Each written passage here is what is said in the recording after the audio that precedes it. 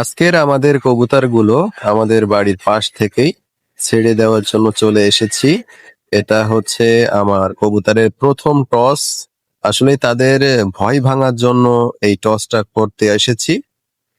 এমনি বড় কোনো পাল্লা না, এটা একেবারে আমাদের বাড়ির পাশে।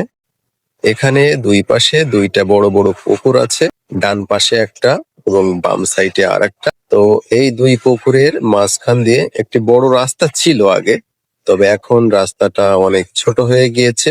এজন্য বর্তমান এখানে হাঁটাহাঁটি করে চলাচল করতে হয়। আসলে কোনো সাইকেল, মোটরসাইকেল বা অন্য কোনো যানবাহন এই রাস্তা দিয়ে চলাচল করা যায় না। আমার কবুতরগুলো অনেক আগেই ছেড়ে দিয়েছি।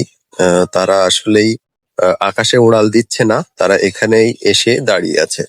তো এর ভিতরে আমাদের একজন আঙ্কেল চলে এসেছে, তিনি এই রাস্তা দিয়ে যাবেন।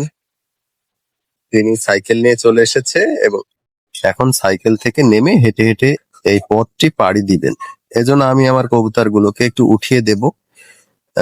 এই যে আমি আমার কবুতরগুলো উঠিয়ে দিলাম। আসলে এই সুন্দরভাবে উঠছে আকাশে। এটা একবারে বাড়িতে যাবে না, প্রথমত একটু ঘুরবে, তারপরে বাড়িতে চলে যাবে।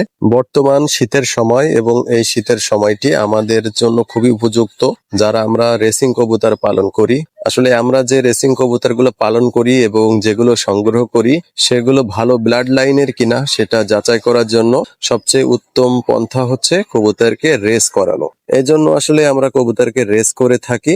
তো এভাবে ধারাবাহিকভাবে আমার কবুতরের রেস চলবে। তো এই রেস করার জন্য আমার এখন দরকার একজন সফর সঙ্গী। যারা আমার সাথে যেতে চান তারা আমাকে নক করবেন, আমি আপনাদেরকে নিয়ে যাব।